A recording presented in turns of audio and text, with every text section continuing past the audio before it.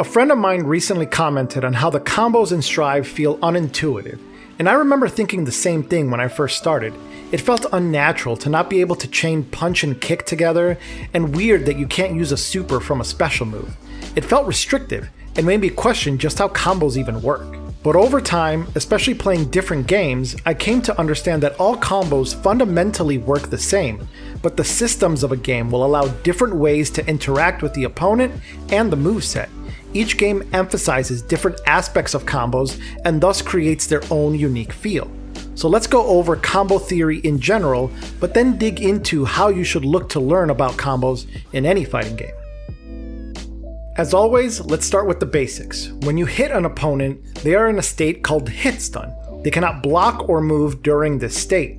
If your second attack can hit them before they recover from the hit stun, you've made a combo. A combo is just a series of attacks that the opponent is guaranteed to be hit by because they cannot recover in time from the hit stun to block. Of course, there are exceptions to this rule, hello burst, but generally that's what makes a combo. What attacks you can use to hit an opponent before they recover from hit stun changes depending on the move that hit them, on the amount of hit stun that was applied, and the startup of the follow-up attack. It comes down to the frames. And if you need a breakdown into frame data, got a video on that already. There are two categories of follow-up attacks, links and cancels. A link is when your attack applies enough hit stun to where you can completely recover from that attack and use another one before the opponent recovers. Essentially, you're so plus that you can fit in another attack. A cancel is when you cancel the recovery of your first attack with another attack, thus speeding up your next attack. The goal is for you to be fast enough to hit them before they can recover from the hit stun. In both cases, it's just a matter of having enough frame advantage to hit them before they can recover, but there's another way of making combos via extending stun. The easiest illustration of this is a wall bounce. When you hit an opponent against a wall with a move that can wall bounce, you're essentially extending the stun they have to allow you to follow up with another attack. There are many different character states that games allow you to be able to combo with.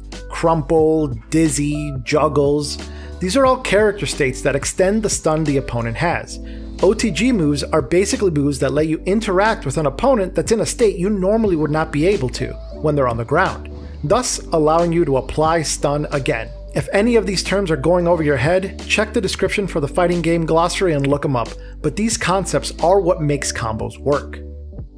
Different games emphasize these concepts differently, and it's what gives each one its own unique feel. Let's start with Street Fighter. Street Fighter is known for its links. Thus, you're looking for moves that apply enough hit stun so you can connect with another attack. Take this heavy kick for example. Ryu is +9 from the hit. Thus, if I have a move that's 9 frames or faster, I can link to it. Now compare that to Uni. Uni has a very free-flowing cancel system. Any normal can cancel from any other normal, so I can go light, medium, heavy, but I can also go heavy, medium, light, or even medium, light, heavy. They can cancel regardless of the advantage, but if you notice, spacing becomes a factor. Strive focuses on cancels, but not so free-form. The Gatlings are much more specific. However, what Strive does focus on is character states. Counter hits apply extended stun, allowing for links, and things like Unica's Charge DP has a wall bounce effect to it. So it's via different states that you really get your extensions and combos. If you think that's limiting, check out City of the Wolves. It's built around its special cancel system, Rev Cancels. But this system also locks you out of using normals.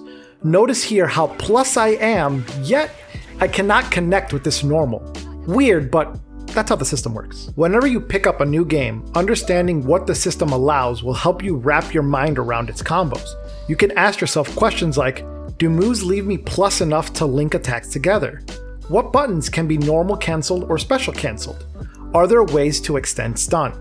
And once you have the answers to these questions, you have the fundamentals of what that game's combo system is. As you understand and start to develop your own combos, there's one central thing you should ask yourself.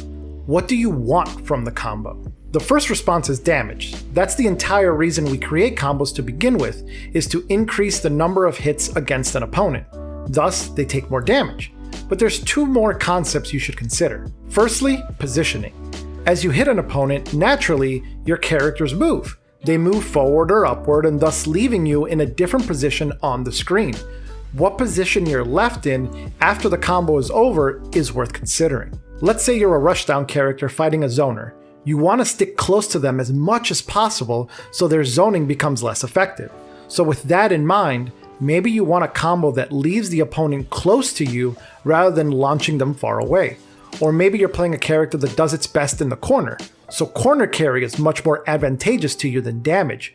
Positioning matters. Secondly, end state. By this I mean the state you leave yourself or your opponent after the combo is over. Some combos can set you up nicely for a safe jump, or they leave you point blank next to the opponent so you can meeting them easily, or it pushes them far enough away that it allows you time to set something up, like a trap. The end state can be really influenced by your character's core strategy.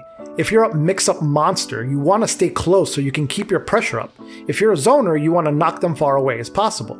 Or you just really love Oki and want that hard knockdown every time. Regardless, when you're developing combos, think of these three concepts: damage, positioning, and end state. Your combos should have purpose, and the more intentional you are with your combos, the better you'll be. And that do be combo theory. Quite a meaty topic, but one I hope helps shed light as to why some games feel the way they do, and why some fit your preferences better. Some people want to hit buttons constantly, so a heavily cancel-based system feels great to them. Others like the intentionality of links, so they prefer that system. Overall, it's a personal preference, and no game is right or wrong for its system, but regardless, as a casual, you should try them all.